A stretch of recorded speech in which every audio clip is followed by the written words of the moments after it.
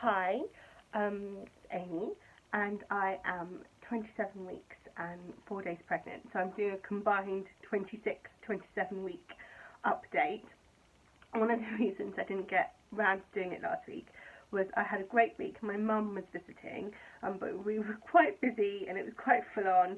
I just never got the chance to kind of sit down and do it in between sort of work commitments, Ava, school run. We went out a lot, and I just completely lost all sense of time. So this will be my update for 26 and 27 weeks, which also means this is the last week of the second trimester. So yeah, that seems to have gone super fast. I'm just kind of post-school run glow, shall we call it a glow? Yeah, so just got back and thought I'd better do an update. And as a lot of my updates lately also seem to be turning into shopping updates, so apologies for that. I feel like it's more like Confessions of a Shopaholic than a pregnancy diary. But this week was good. Did lots of fun things with my mum, went to lunch, we went to see Sophie and Spectre at the Palladium, we went to a Society of Authors event, we went to things at Ava's school, we spent lots of time together, which meant I really had to rest whenever I could, just from having that kind of schedule. And on the one day I didn't rest, I felt so ill in the evening. We'd had such a lovely time, but we'd been out sort of from drop off to pick up. We came home and I just felt awful, which I think is a sign that if I'm going to do an activity, like on the day we went to the Palladium and went to the Society of Authors, I did make sure I had a nap beforehand, and I need that. There's no way now that I can function burning the candle at both ends. It just doesn't work for me. The other thing is that because of feeling sickness, so I still am sick, I still have the trigger food, so I tested out eating 2 blueberries and they triggered it, and I was sick, but I've only been sick like a couple of times in the last 10 days, and I think that's because I've stopped eating breakfast before the school run. So I take Ava to school and then I pop somewhere and just pick up like a coffee, decaf and a pastry, going to Gale's and having probably one too many of their Christmas buns, but that seems to work. I think it's just in the morning, like I just can't eat before a certain time, but I think it's also the busyness of having to get ready and walk to school and get out the door that triggers the sickness. It's funny because my body still wants to be sick, but oh god, it's gross, isn't it? All I talk about is throwing up and shopping. But it just seems to be kind of working for me. And actually I have been sleeping much better in the second trimester until last night when I've been getting really hot. And I've woken up a couple of times, and I woke up at 5 o'clock in the morning, but I couldn't get back off to sleep. And I remembered reading somewhere that you actually need to be quite cool to fall asleep, and I was really hot. So after about an hour of trying, I got up, I had a small glass of milk, I took the duvet off my side of the bed, got a much thinner blanket, set myself up with a pillow between my legs and under my bump, put on my hypnobirthing, and then managed to get back to sleep and have an hour before I had to get up and get Ava her breakfast. And I was thinking, like, I must buy some more sleep masks, because people do say that you sleep worse in the third trimester, and if that's the case, I'm going to need some in to help me get off. But I just tried to think, well, you know, it's good practice for when the baby comes. Seems cruel, nature. But I suppose that's what people say it is, that it's that practice for having less continuous sleep and then having to get used to napping during the day. So I'm going to look at it that way. Again, I've been to my pregnancy yoga class, which I love, with Tara Lee, and been to my aerobics class, which is dance aerobics, which is always like really good fun. Walking a lot because of school run and all that sort of stuff. But enough of sickness and all that sort of thing. I've got to get the whooping cough. So I was looking in my notebook because, you know, brain, not quite what it was. I'm getting the whooping cough at the end of this week. the vaccination. And next week I'll have all my 28-week scans, so that's coming up.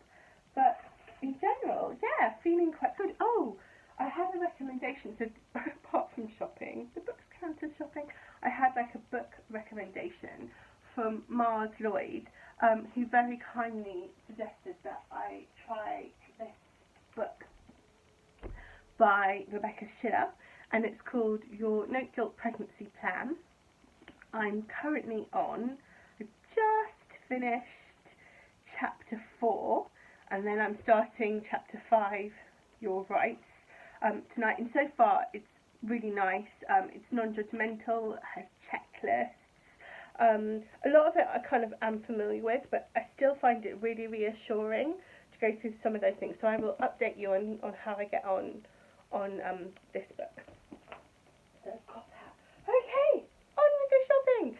So I don't know if you can see it. Hang on, let me move out for a minute.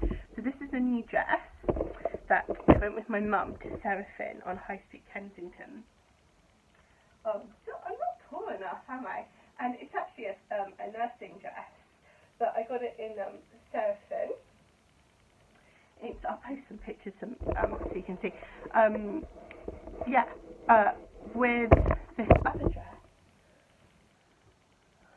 also a nursing dress as well, and I got some maternity tights while I was there as well, because if you spend £100 at Sarah Beeson, you get 15% off with an Emma's Diary discount code, so I thought I'd use that.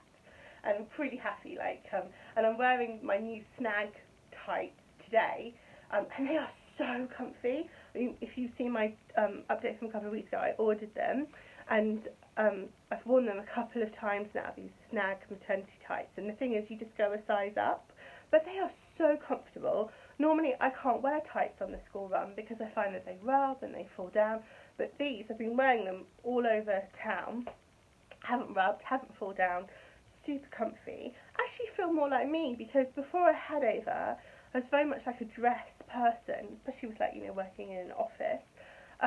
And because of the school run, I find myself always in leggings and trainers, which is nice some days, but it isn't who I used to be. And it's quite nice to have that option to wear dresses again. So I'm quite excited. So thank you, Snag Tights, for that.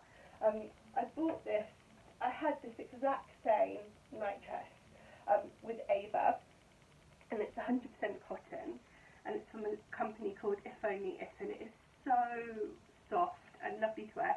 It goes all the way down to my ankles, and I lived in this for the first few weeks when I was breastfeeding Ava. I don't think I'll quite get to live in it in the same way because I'll have another child to look after. But yeah, it's really comfy, and I'm really glad to have it. It's so lovely. So I've got that. I'm also, hyper-organised person I am, Ava has been helping me put together the toiletries for my hospital bag. So we've just been, I was given, it's very shiny, but one of my mum's friends gave me this last week with some shower gel in, and so I've got the shower gel in this, and then I've just been topping it up with bits and pieces to get ready for the maternity stuff. So some of that I already have, it's already mine, but then other things I've got in miniature, because the whole thing is I have them in the house, obviously, but you might not get the time to pack, or you might forget, so I'm starting to build up things for my maternity bag for going into hospital little by little. So this week I picked up a toothbrush. I'll do a proper maternity bag thing. I think it's supposed to pack it at 34 weeks, so I'll do one in the new year. I got given this hand cream at my hairdresser's as a little gift. I got winter boots and did their 3 for 2, which was very economical actually, of me. And I get, I got, taking all day, Amy Beeson. So I got some shampoo, conditioner, a deodorant, cleansing water, and I got some dry shampoo. Because I didn't know about dry shampoo, really, until after I became a mum. I didn't use it. I used to wash my hair, but now I don't wash my hair very often, and dry shampoo is definitely a little lifesaver. So I got those few bits and pieces, but it's obviously much fuller than that, and I'll keep adding to it as the weeks go on. But it's good to sort of make a start, because also in terms of your bank balance, like it suddenly feels like, oh god, I've got to buy all these extra things. So I got that, and then I had a delivery, and I got my changing mat for our dresser, nursing pads, got this little healthcare kit from Tommy Tippy. Again, I do have all these things, but because of having a newborn, I just felt like I wanted to have things that I hadn't used before. I know you don't have to do that, you could just like sterilise them, it would all be fine. But it's got like a digital oral thermometer, nasal aspirator. I don't think I've ever used one of those actually. Toothbrush, scissors, nail clippers, comb, brush, emery boards and carry case. And just having that little kit for the first little bath time. And so I also got a little top and tail bowl as well. So I'm quite pleased with those. I got a baby cellular blanket and cot sheets. And one of the reasons I did get all these things was because I got them from Mothercare, and they were having, I think, 10% off. So I just ordered like a few things that were on my list while they were at a good price. I did a comparative shop with Boots and John Lewis and other stores, and it just was the best price, so I thought I'd go for it.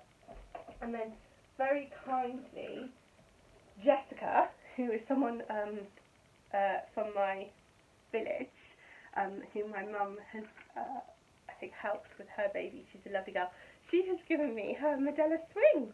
So I'm really excited about that. That's like super exciting for like breastfeeding and expressing breast milk. I haven't used Medela, but I hear like really good things. So that should be good. And then huge thing is I've ordered a new cot mattress for Ava's old cot, which, yes, so that's what we were doing. Taki put together the cot. He did a really great job. Not at the beginning, when I turned 26 weeks, yeah, he built the cot, he moved Ava's bed, we kind of reconfigured like her room a little bit to fit her old cot bed in, gave it a good scrub, went through some of her toys, have sorted out a big pile to donate to the school Christmas fair, got all that done. So yeah, so we're getting very organised. I'm sorry it's like confessions of a shopaholic. One of my friends just phoned me actually. She said, can you stop buying stuff because we'll have nothing to get you for your baby shower? But there's always lots of things that I like that aren't essential though. They'll definitely can get me if they want to. That would be really nice. But I feel like I am getting there. I am a very organised type of person, so I like lists. I like to tick things off my list. I like to feel like I've kind of got what I need. I know you can go out and get what you need for your baby. I know that we live in the world of like 24-hour shopping. I know I live in central London. I think it's just my peace of mind. You have to know yourself. If you're a super relaxed, I'm quite a relaxed person, but I'm also an organised person, so I like to kind of have in what I think I'll need. I suppose also having had Ava, I know what I needed last time, but also what I didn't think about and I didn't have. And then there was a bit of a panic to try and get those things very quickly. I think that's the thing with a new baby, is sometimes like the need is quite immediate. So you definitely don't need all the stuff that I'm getting, but they're quite nice to have, and I like to have them. So I'm looking forward to doing the hospital bag packing and updating on what we've got and getting the room more sorted. I hope you're having a good week. I have enjoyed the second trimester. It has been really nice, and it's exciting to be moving into the third trimester, but it's also like, I think for anyone, you're just hoping again that it'll go well, that you'll be able to cope with the changes to your body. The mental preparation for giving birth is definitely coming more to the front now. I need to kind of focus a little bit more on my hypnobirthing and my breathing and feeling calm and feeling prepared and all that sort of thing, because I think the thing is, like, it's the practice of the breathing that really helps you when you go into labour. I have been having Braxton Hicks Not so much actually the last few days, a lot last week. And I remember talking to my yoga instructor, and she said she feels like you probably get them a lot sharper when you've had really, really busy days. So maybe it's that as I've gone into the 27th week, even though I'm busy with work and school run, I'm not going out in the evening. So maybe it was that going out last week that kind of triggered that when I, the slightly more intense practice contractions. We'll have to see. But thank you, and bye.